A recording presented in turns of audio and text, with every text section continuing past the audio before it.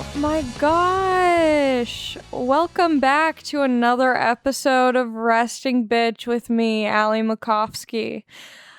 I look different. Yeah, I know that. I have orange hair now, and I got hot. This past week, something has changed, and I am on a new level of attractiveness. I don't know what happened. I think something in the London water has changed me, but there is a difference. I was at the Comedy Store last night, and people were saying that I'm glowing. Am I pregnant? It's possible. I am not on birth control and don't use condoms. So maybe that's where the glow is coming from, but I think it's just confidence. I have this newfound confidence that happens when you travel the world. Yeah, I am a ginger now, which feels good. I've wanted to do it since I saw Lady Gaga in A Star Is Born with her copper hair. So beautiful, and now that's me. And yeah, it is because I want to be closer with Andrew Santino and feel like his sister. Is it working? No, I haven't heard from him in years. But do people ask me if we're related? No, they actually don't either. But, you know, whatever. I am liking it, though. I think I might keep it up for a little bit. I think I might continue on this orange blossom train. I don't know. It's kind of fun. I do look like a full-on Bernie supporter. And that's fine with me. He had a heart attack. That's crazy. And then the next day, he's like, I'm fine. Please, believe me, I'm fine. Vote for me. Every word I say, spit comes out of my mouth. And that's beautiful. It is impressive to have such a moist mouth. I have dry mouth all the time and I don't smoke weed. My mouth is just always dry. And speaking of a dry mouth, I was trying to get sponsored by Liquid Death water. It's a brand of water called Liquid Death. I was trying very hard to get a sponsorship from them and I've decided that they're canceled. So, hashtag fuck Liquid Death. I didn't want to say that because that seemed too aggressive and I don't want you commenting that on their Instagram. But honestly, fuck them. Fuck them. If they're not going to give me the time of day, I'm such a supporter of theirs. But if they're not going to sponsor this, then I have to go. I'm going to take my podcast to Aquafina. Not the talented comedian. The water brand. That's what it's called, right? The water, Aquafina? Okay, I just wanted to make sure. She just spells hers differently, like awkward. Awkwardfina, Aquafina. Yeah, no, I'm taking my podcast to other water brands, like Dasani, one of the best waters. That's obviously sarcastic. Dasani's trash, but I would rather have them sponsor me if they were interested than Liquid Death. I bought 2 cases. You have to get them shipped. But I recently found it at my local 7-Eleven. I thought, whatever. Anyway, I got 2 big-ass packages shipped to my home. And I had to carry them. They're heavy. That's a lot of water. And I carried them into my bedroom, thinking that maybe if I supported them and talked about them on the pod, they would want to support me. And they don't. And I don't fuck with people that don't fuck with me. So I'm burning that bridge. The bridge is being burnt and it's not being put out with Liquid Death water, I'll tell you that. Speaking of burnt, Los Angeles is on fire currently. Are we all acting like it's not? Yeah. We're all just going about our days acting like it doesn't smell like a huge bonfire in Los Angeles. I walk out of my house and I feel like I need to have marshmallows and graham crackers on me at all times. The fire is so far yet so close. And do I complain about the quality of air? Meanwhile, I'm drooling constantly. Yeah, but the drool hits better when the air quality is good. And now the air quality is bad and the Juul just hits different. Them LA fires make that Juul hit different, and it's a problem. So shout out to the firefighters. My uncle is a retired firefighter, so shout out Uncle Mike. He's so good looking. He's such a hot uncle, and it's not by blood, so it's fine that I say that. It's totally fine that I say that. He's just so good looking. Most firefighters are. But some aren't, you know. Anyway, I got off on a tangent. Yeah, I do want sponsors for this podcast. I think I'm just going to I'm going to continue to reach out to people whose products I use a lot. So that way I can just like get their stuff that I already buy on my own. What do I get a lot? Do you think Taco Bell will sponsor me? Nah, they only sponsor like YouTube stars and former Vine stars. What else? Oh, you know what would be sick? Hanes. Do you think Hanes gets sponsors? Like, I don't know. I've gotten very into socks. I've stepped up. You know what? I'm becoming a grown woman, and I've noticed it in small ways. Not only do I pay my rent somewhat on time, but now I get, like, adult socks.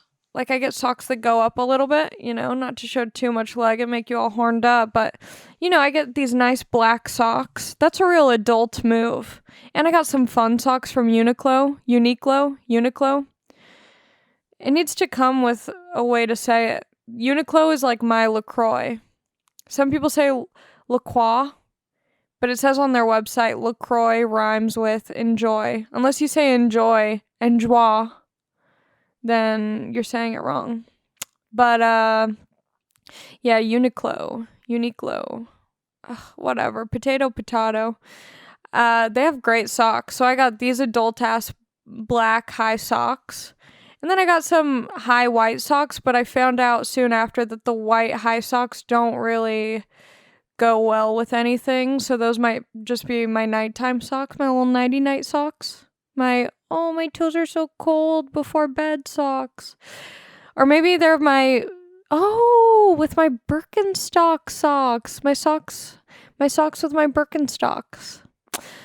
What a boring, rant to be going on this early in the morning. And then this is exciting. Wow. This is really going to blow the lid off this podcast. Only 10 minutes deep into the episode so far. I got some glittery socks. Some blue glittery socks and some gold glittery socks. And those just add a little pop. And then when I was in London, wow. I'm really it's Socktober. It's the very end of Socktober. In London, I stopped into this little shop that had cute socks, and it was three for some cheap price. So I got 3 socks. They're very fun. Anyway, so that's how I can tell I'm being a woman, a grown-up, an adult, is by my sock choices. And also, I got a queen-size bed, and I got a queen-size bed frame, and I just want to make I shouted him out a couple weeks ago, but now that it's all complete, I just want to give another shout out to Dan Donahue. He's Not Bad Dan on Instagram. He's very strong. He's like a man's man, you know? He's very handsome too. If you're single out there, he's a handsome guy. Good with his hands. I'm not saying that in a sexual way. But he did build me my bed frame, and he did take down my old bed frame. When you have a bed frame, life is better on a bed frame. Because when I first moved out here, I didn't have a bed frame. I just had my box, what are they called? Like a box spring or whatever. And then my bed on the floor, and that's sad. The lower to the floor you are, the more you feel like, you know, dirty socks. Oh my god, you know when it feels like there's something coming out of your nose and you just keep touching it and there's nothing there, but you're convinced that there's like something. Anyway, my nose itches. I'm not picking my nose, okay? Okay, I hate when you're itching your nose and someone's like, oh, you're picking your nose. No, I'm not. I got an itch on my nose. If I was picking my nose, you better believe you're gonna see that finger go right into my mouth after, okay? So no, I'm not picking my nose, I have an itch. Anyway, so Dan set up my bed, which was very sweet of him, and he didn't even make me have sex with him on the bed after, which is a real gentleman move. You know, I thought that I might have to, and I didn't. There was no, because that's a very sexual act to build a woman a bed frame. You know, you think after we put this mattress on top of this bed frame I built with my bare hands and IKEA's craftsmanship, we're gonna plow on this bed, and that didn't happen. I'm sure he would have been, fine if I made that move, but that didn't happen. I just had a nice night's sleep in the bed after, and then I was like, LOL, wouldn't it be so funny if you also built and put up these shelves I bought on Amazon? And he did that as well. So now I have like a grown-up bathroom with like shelves for all of my creams and potions and lubricants, facial lubricants. I don't use lube. You know I'm always wet, baby. You know your girl has an overactive vagina. I do. That's what my gyno said. She said I have an overactive vagina, and I was like, if you only knew, bitch. Yeah, I got a lot of, anyway, don't need to get into it. A lot of discharge. My vagina's like a inactive military member. A lot of discharge. Wow, what a fun podcast this is. So now I have like an adult room, it feels like. Now the next step into being an adult is getting picture frames. I need some artwork. Right now I just have postcards. I have like these horny postcards just tacked onto my wall. And it's fun. It's quirky. But I think I either keep the postcards with like girls on the beach in bathing suits and like guys in patriotic swim trunks with their abs and they're all greased up, and like old-fashioned car postcards. It's like very Southern California postcards that I got for like 50 cents. I think I either keep those but put them in not really nice, just frames. That's kind of a baller move. Or just get actual artwork in frames. Another baller move. But I don't know. I just want to get my own place. I have 3 roommates. God bless them. I want to have my own place. I want to have like a small, like one of those little mini homes, but without wheels. I want a cute little cozy place. I don't want a big ass. I mean, not only can I not afford a big ass place, I don't even know if I can afford a small ass place, but yeah, it would be nice to have my own spot, but I like my place. It's good. I like having my own room and my own bathroom. I just want to deck it out. This is another sign that I'm becoming a grown woman, is I started following interior decorator Instagram pages. It's sad. This is what happens when I don't have a job anymore. Yeah, big spoiler alert. I put in my 2 weeks at the Comedy Store. I went to London. I don't work at the Comedy Store anymore as a door guy. I still perform there and whatnot, but I am not an employee of the Comedy Store, which is very fun, very nice. And then I come home from London thinking that I'm still going to be nannying 3 days a week. And this little bitch of a baby decides she wants to go to school. How fucking rude. So now I'm only watching this dumb baby, this dumb little bitch, 1 day a week. Get the fuck out of here. So, we'll see if I don't end up homeless. I think I'll be fine. Comedy's going fine. I'm doing great. But things change, I could be shooting up crack next week. That'll be a fun podcast episode if I'm being honest. It'd definitely be a different energy. Right now I have a ketamine vibe. Got the big K-hole vibes. This is the perfect podcast to listen to if you're in a K-hole. For those of you who are, dear fans and followers of this podcast, then you know how I feel about, you've heard me talk about, my past experience in London. I think I talked about it. They all roll their cigarettes and stuff, poverty cigarettes.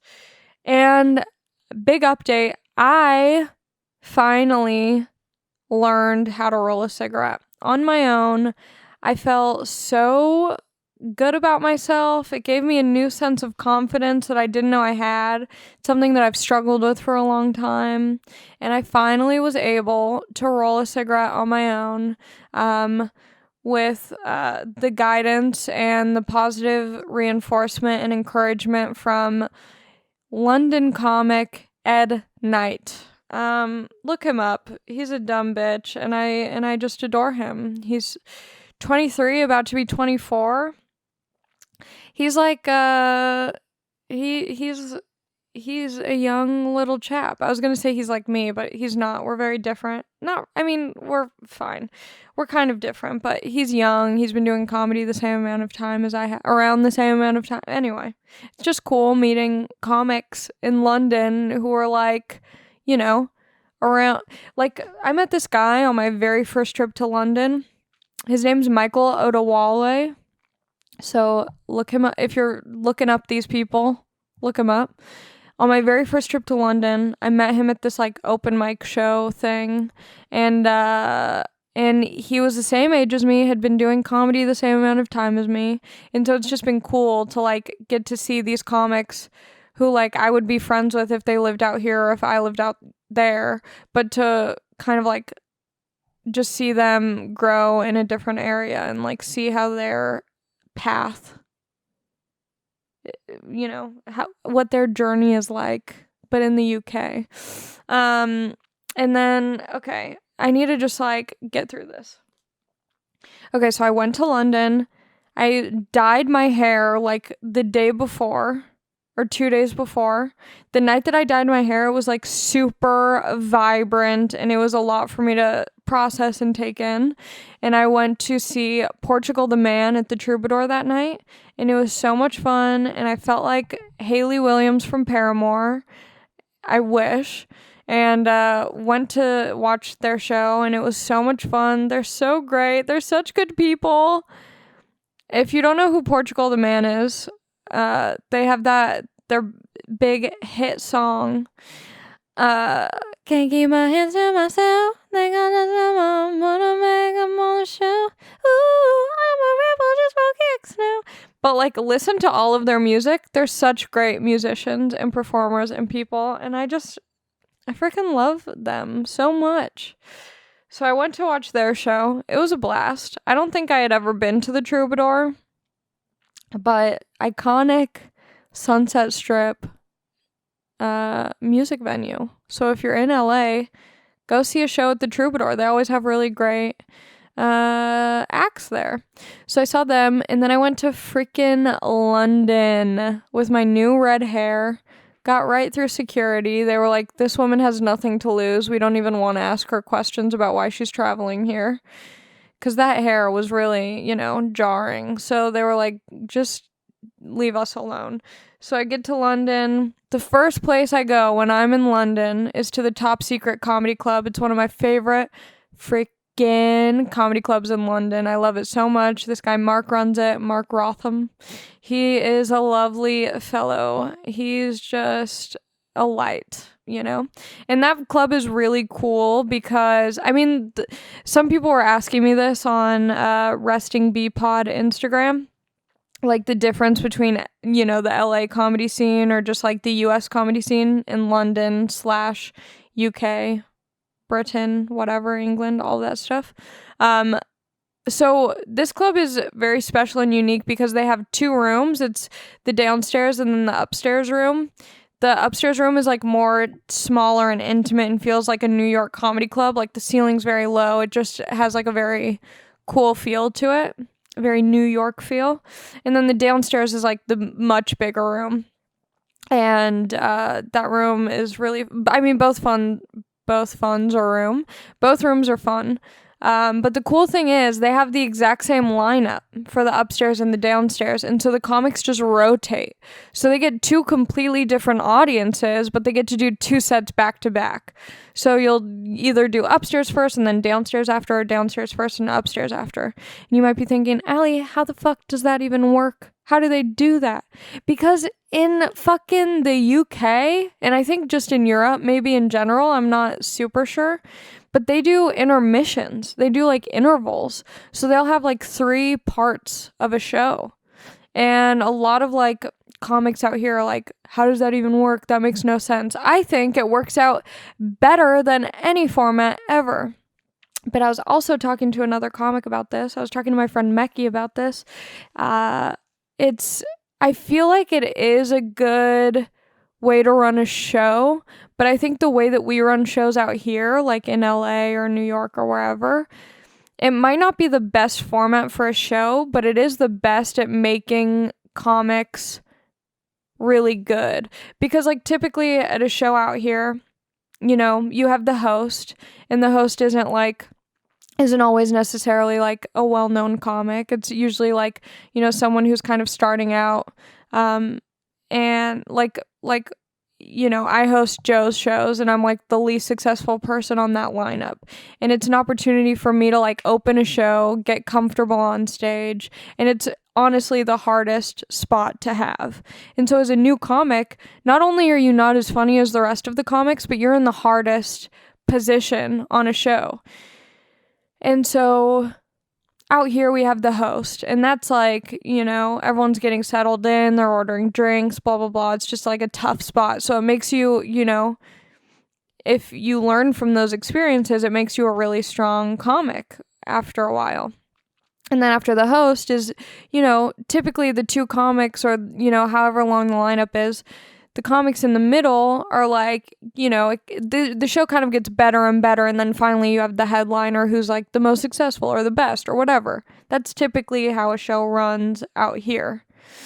And so you know, as an audience member in the States, that the last comic typically is going to be the best or the most like hyped up comic or whatever it is. Here's the thing. Out in the UK, the host is the biggest name on the lineup. They get paid the most. They're normally the draw of the show. So that's like, say, you know, like that's like if, that's like, well, you get what I'm saying. That's like if, who's a headliner? That's like if, like Anthony Jeselnik was on a bill with, you know, me and 2 of my friends who are at the same level as me. And like one who's like kind of in the middle between, you know, Anthony Jeselnik and I. It would be like Anthony's the host of the show in the UK. That's how it would work. Like Anthony would be like, if he's the biggest name on the bill, he's the one hosting. He's doing like 20 minutes up top hosting. And then he brings up me. And then he brings up like someone else at my level. Or actually there would be like an interval. Anyway, I'm kind of making this more complicated than it needs to be. In the UK, the biggest name on the bill is the host. So they go up first, they do about 15 or 20 minutes, and then they'll have like 2 comics after that doing 10 minutes. And so now those 2 comics after that are in such a sweet spot because the show's already great because the best comic on the lineup just went up. So even if you kind of are fine at comedy or suck at comedy or whatever, you're in such a sweet spot because the audience is having such a good time that you're probably going to have a pretty good set after that. So then after that, there's an interval. So that means that no one is walking out during your set to go grab a drink or go to the bathroom. There's like not as many distractions because people aren't getting up during people's sets and shuffling around. They know that they're going to have, you know, after that first section, they're going to have like 15 minutes to smoke a cigarette outside, drool in the bathroom, take a dump, grab some drinks, whatever. And then the show starts again and they have the middle person going up. That's like, you know, the person who's in between the beginner and the host or headliner or whatever. That person does like 20 minutes or 30 minutes right in the middle. And then there's another interval. And then the show closes out with like 2 or 3 more comics doing shorter sets. Obviously it varies show to show, but I just think the intermission system works so well. I think it's such a great idea. And I don't know, it might just work really well because it's part of their culture, but yeah, I think it's good for a show, but I don't think it's necessarily as good for like developing comics and like making comics really like struggle, which is why doing comedy in LA or New York can be very difficult because you're not set up to do well.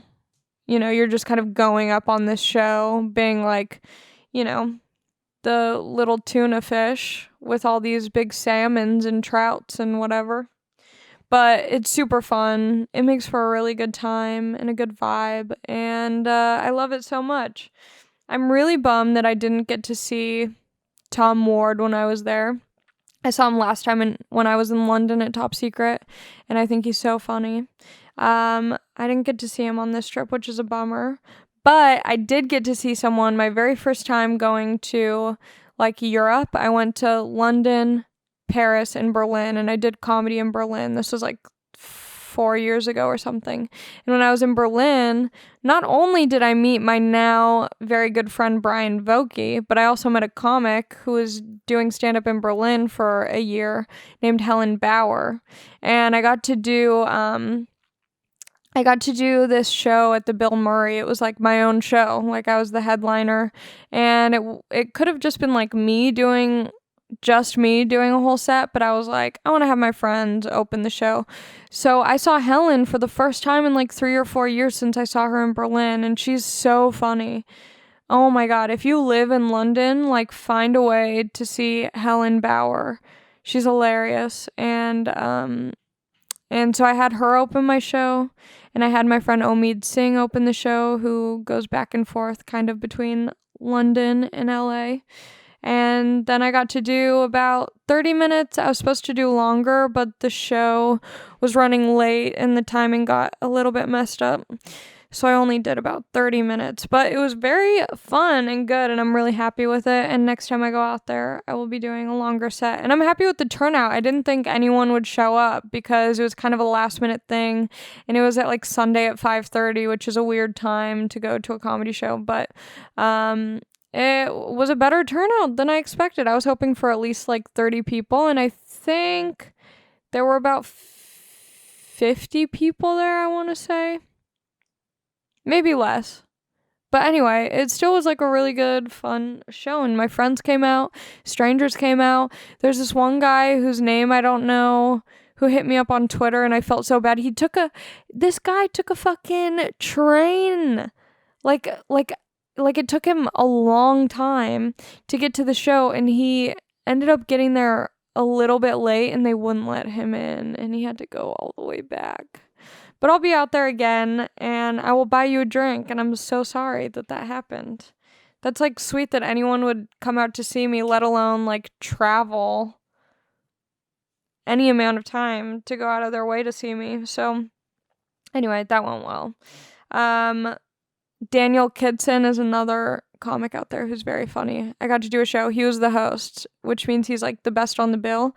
He's really cool because he's just like rock solid stand-up comic, and he like doesn't have any social media. He like turns down big roles on TV shows because he's like, I just want to be doing this. And he's just cool. Really, like, super nice dude. It's just so fun out there. There's, like, I feel like out in LA, maybe because the way, I don't know, there is, like, more competition out here. Like, I don't really look at it as competition necessarily, but there is, like, a competitiveness to comedy out here. And out there, it just feels like it's kind of corny, and I kind of don't like this about it, but it is like a fun change of pace. Like, it is like super supportive and like all super community, and I think it's also because they just have like a smaller scene than out here. But it was like a refreshing, nice change of pace, and it made me really excited to just like sometimes I forget that I'm just doing comedy because I really enjoy doing it, and it's just for fun, and it's not that serious, you know? And so going out there and just doing a bunch of shows and hanging out and just having a good time meeting these comics and going to the park during the day and then just doing shows at night, I was like, oh yeah, this is like just for fun. Like, I'm allowed to just, like, have fun and do this. Because sometimes it feels very, like, what's next for me? What am I going to do? What should I be focusing on? Like, you know, should I have gotten that one thing? And, so then coming back home after this trip gave me, like, this, like, really, like, I just feel lighter. Like, I feel like a weight lifted, and I just feel really excited about comedy. And I always have, but, it's just different. And it'll probably only last another week and whatever, but it was just a nice reminder that I really love what I do and I'm excited that I get to do it. And that's all that really matters. Like, I don't need to get anything from this. Like, obviously I have goals and dreams and want to accomplish a lot, but it's like, at the end of the day, if I just get to, like, do comedy and I get to get better at it, like, that's all I want, really. So it was a really great trip. It was very eat, pray, love. I feel rejuvenated. I feel refreshed. I am hotter since my trip, and I don't know what happened, but, that happened. So that was super fun.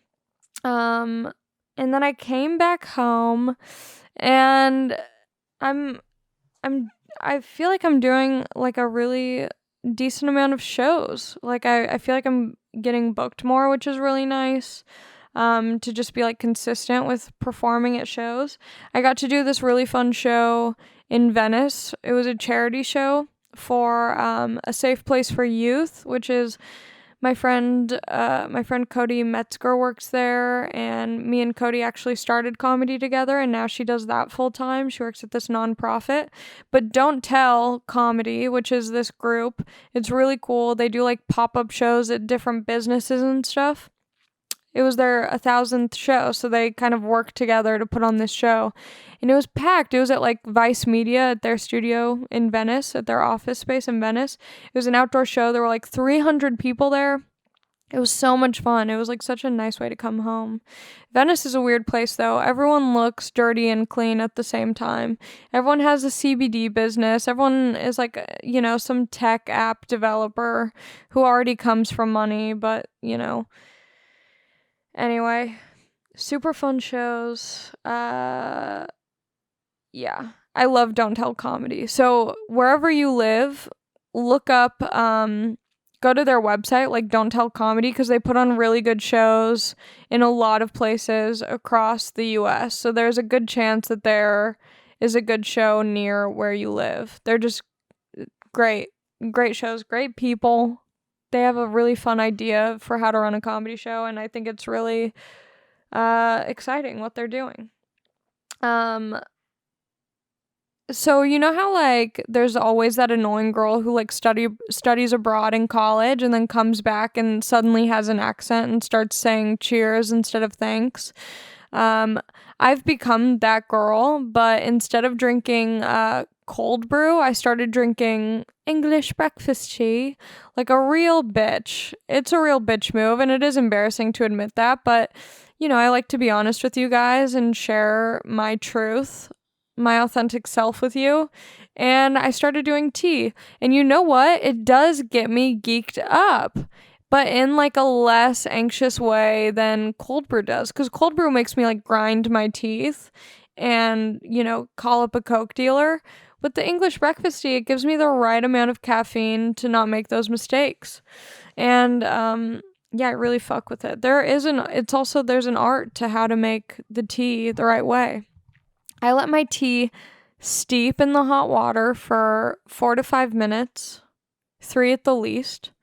And I like to do it with the lid off so it kind of cools down while it's steeping. And then after 3 to 5 minutes, I take the tea bag out. And I put in some milk. Any milk will do. I put in a little splash of milk and then some sugar, either Splenda or real sugar. And then I wait a little bit and I drink that bitch up real quick, and it's so good. And then I'll end my day like around 4 p.m. Then I'll have maybe a coffee or a latte or something. But starting my day with the tea, real classy touch. I feel real classy doing that. So yeah, I'm a little bit embarrassed and shameful over it, but I'm cultured, so whatever, leave me alone. Okay, what else? The squirrels in London are very nice. If you go to the park, the squirrels will come up to you. The squirrels are horny for attention over there. Unlike here, where the squirrels can't even be bothered for a picture or anything. I don't know why I wrote that down as a note, as if that was like going to be really riveting and that people would want to know that. I think that was just like a backup side note in case I had nothing else to talk about. I can be like, squirrels are crazy, right? The Tate, I went to the Tate. All the art galleries and museums there are free but donation based, or unless there's like an exhibit, you can pay for that. I got to go to the Oliver Eliasson. I don't know how to pronounce the last name. Eliasson. Anyway, his name's Oliver, which is such a sick ass freaking name. Olafur. Oliver. His exhibit was really great, and then this one exhibit called like Nam June Pike, that was super sick. The Tate is lit. Always go to the Tate if you're in London. It's right by the Shakespeare's Globe, which isn't really his globe because I'm pretty sure it burnt down and they also moved it across the pond at one point. There's like this lake or river or something. I'm not familiar with the difference between bodies of water. But anyway, the alleged Shakespeare's Globe is next to it. They have these dumbass dudes and chicks sitting nearby with their little lame ass typewriters saying they'll write a poem for you. However much you want to pay, they'll write a poem. And they wrote anyone can write a poem. It's not real. I can write a poem right now. Roses are red. Okay, if I had a typewriter, it would be a lot easier. And if I had a subject. But anyone can write a poem. You can say anything is poetry. I can write the notes that I wrote for this podcast could be a poem. London, top secret, redhead host, best on show. Daniel Kitson, intervals, run along set at Bill Murray with Omid and Helen. Quit the Comedy Store, nannying one day a week. That's a poem. If that's not a poem about life as a millennial, then I don't know what is. So, yeah. I did buy 2 poems on 2 separate occasions. Was it a mistake? Yeah. But, I did like to watch them, pretend they were doing something meaningful. I did attempt to drool on the plane again, as I always do. It never works. They always explode, like, all over me in my pocket when I'm trying to inhale it in the bathroom. It's not a reliable vape to smoke on a plane. I always get too nervous, too. And it just doesn't hit the same on the plane. You don't get the same clouds. So that's annoying. Museums are boring. As much as I do like them, they are boring. I never know what to say. Each piece I walk by, I just go, oh, cool. That's as far as my vocabulary goes in a museum. I went to the National Portrait Gallery over there. A lot of whites. Except for they had a portrait of the, I think it was like this courtroom scene of them abolishing slavery, and that was the only portrait that wasn't just all whites. I believe they had 1 or 2 black people painted in that portrait. But yeah, they even had Ed Sheeran, who is the pop king of whites. He was not in the abolish slavery portrait, but that would be kind of a sick collab, blending the new with the old. And then while I was there, Mr. Ed Knight and Miss Helen Bauer sparked a fire for musicals in me that I forgot I had. We were singing show tunes from musicals, and they were talking about this show that used to be a reality show on MTV, but they released it on YouTube. It's called Legally Blonde, the musical, The Search for the Next Elle Woods. If you have plenty of time to kill, binge watch it. It's good, and now I can't stop listening to songs from musicals, and I want to go to the Pantages and watch a musical soon. I really want to see Dear Evan Hansen. I'm obsessed with Ben Platt, and I really want to see that musical. I've only seen The Wizard of Oz and The Book of Mormon. And when I was younger, I had a stepsister. She didn't die or anything. Our parents just separated, so now I don't know what to call them. My old stepmom, like, yeah, sure, she's older, but it's not like my ex stepmom, anyway. So my former stepsister and I would put on plays for our parents, and they weren't good, but it was super fun to do, and that's all I have to say about that. I'm gonna go to questions because I feel like it. Check out my website. It's updated, alimacofsky.com. I got some shows coming up. I'm gonna be in San Francisco with Papa Andrew Santino, with Daddy Santino. We're gonna be there November 15th and 16th, I believe. Let me just double check that. We're gonna be at Cobb's. I thought we were gonna be at Punchline. Nope, we're gonna be at Cobb's on the 15th and the 16th, baby. It's gonna be a damn blast. And then I think I'm gonna be in Florida in January. I'm definitely doing that cruise. That's gonna be a nightmare, but maybe fun. Me and Ty Dolla $ign are gonna become best friends on this cruise. I think it's called like the Friendship Cruise or something. Friendship Festival. It's the Fire Festival of cruises, but it'll be a blast. So that leaves out of Miami, and it's like a 5-day cruise.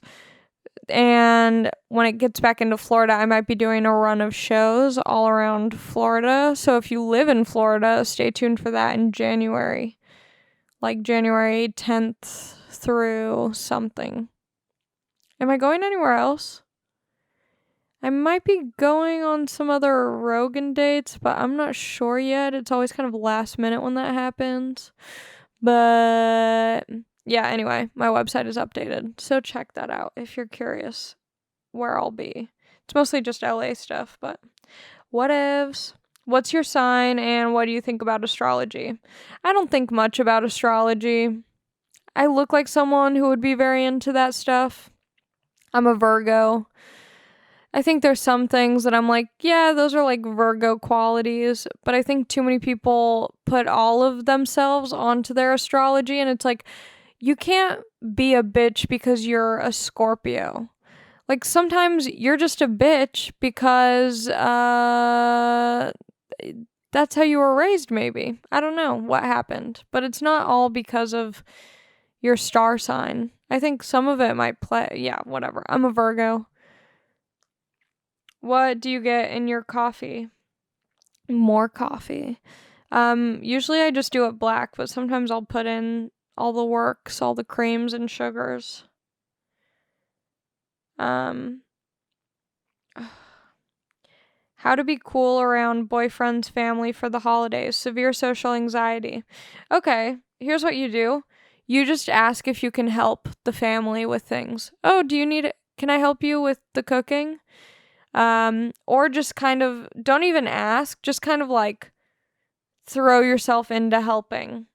Just act like it's your family, but better. Like, instead of yelling at them, just start doing the dishes. Like, if don't be like, can I do the dishes? Because they're going to say, oh, no, sit down. Just start doing like the dishes. Because then you don't really have to talk to people. They'll think you're cool and nice. And when in doubt, just pretend like you're taking the longest shit ever in the bathroom, and you can avoid them for at least 10 minutes. Tell, please, about Kanye West Sunday service experience. Yeah, so my friend got tickets to Kanye West Sunday service at the Forum. If you're not familiar, Kanye is a Christian now, or he always has been, but he really is now. And he's been doing these like Sunday church services in Calabasas where he lives. And he has this beautiful choir, but he decided to open it to the public and do it at the Forum, which is a really nice venue out here in LA. And, I mean, the choir is beautiful. My seats were very close to God. We were super high up. And I wasn't wearing my glasses, so I couldn't really see anything. But it sounded beautiful. The pastor that they had there to do the sermon, I felt was doing not a great job. I went through a Christian phase in high school because I went to school in Orange County, and everyone there who was popular is Christian. I mean, just everyone there is Christian, really. So I went through a Christian phase, and I don't take it too literally, but I do enjoy, like, a Christian service. I think that sometimes they can be really beautiful and uplifting and fun, and the worship. Dude, I love Christian worship music. It gets me going. That shit gets me turned up. So I enjoyed it a lot, but I felt like the sermon was kind of like hacky. He out of all the freaking verses in the Bible, he went with John 3:16. I'm like, do you think we've never heard of God before? It was a bad sermon, but God bless him, God was speaking through him that day, and God might have been busy. God might have not been all there. So it was a bad sermon, but the music portion was really beautiful, and the choir's great, and whatever. It's overrated, if I'm being honest. It's a bit much. I bought a sweater that was way too expensive. I have to look for a job now. I'm gonna put my house into commission or escrow or whatever. The sweater's way too expensive. Is it nice quality? I don't think so. I think it's like Gildan. It was so expensive. But I was wearing this shirt. I was wearing this tube top, and my little titties was kind of popping out. Because I wasn't sure what the vibe would be. Like, is it kind of thoughty or kind of churchy?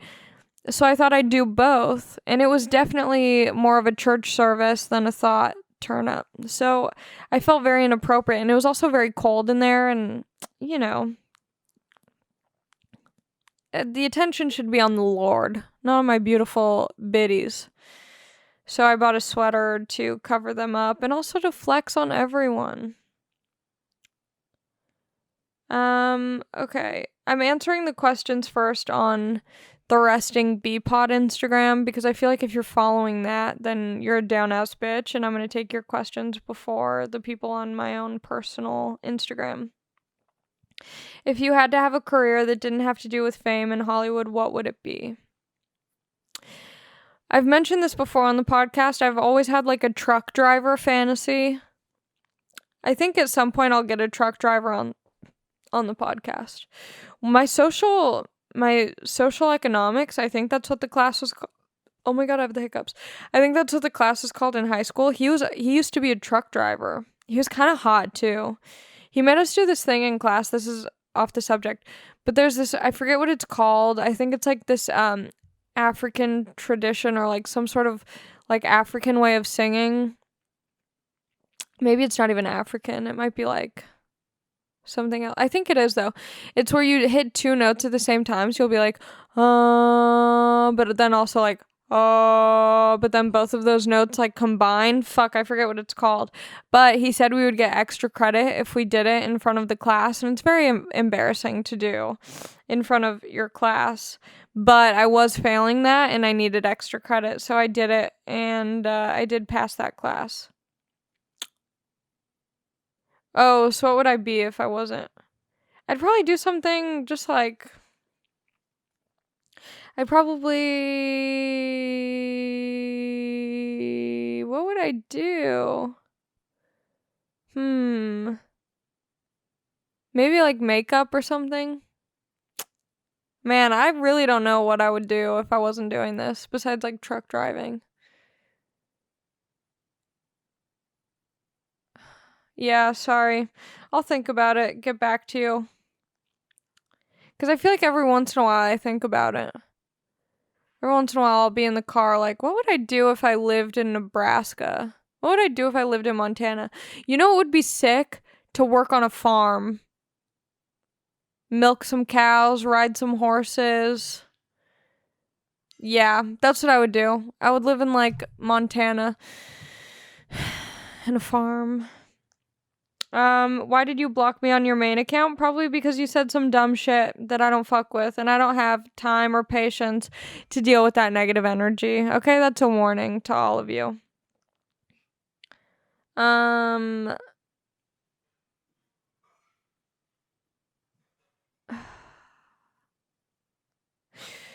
uh, okay. General life advice for a 31-year-old male. Okay, now I've never been a man or 31 years old, so I'm not sure what I could tell you or what you're going through, but I imagine at 31 you're starting to feel like you've crossed that threshold of being a juvenile and getting away with doing silly stuff, and now life feels real to you, and you're starting to look at it in a way of like, now what am I going to do till I die? And I want you to not look at it in that way. I want you to find what brings you passion, what fulfills you. Unless it's like, something creepy or bad. Like if you're like, what fulfills me is murdering goats, then maybe don't do that. But just think of what makes you I don't know. 31-year-old dude. Just like, oh, you know what you should do? Find a community group. Something like when I was in, I think, like middle school or high school, I joined this group of other people my age who would coach a youth soccer team for kids with disabilities, most of them with Down syndrome. And that was really fun because I got to interact with a lot of people from my community and from my school that I wouldn't have, been friends with otherwise. But we all did this thing together every week, and that was really fun. So maybe like find something in your area that can bring you closer to your community. I saw the Joker, and now I'm like very inspired to get people feeling like the world isn't scary. Am I the Joker? Yes. Ha ha ha ha ha ha ha ha. It was such a good movie. Seriously. And you know what's fucked up about it? There was a part that like just really hit me because oh my god, it's so embarrassing. So the Joker in this movie is a stand-up comedian. What a fun angle. But in his joke book, he also has these like really dark thoughts and like things that he writes down about his life. And in my very first notebook, it was like a lot of my like, jokes that I was working on.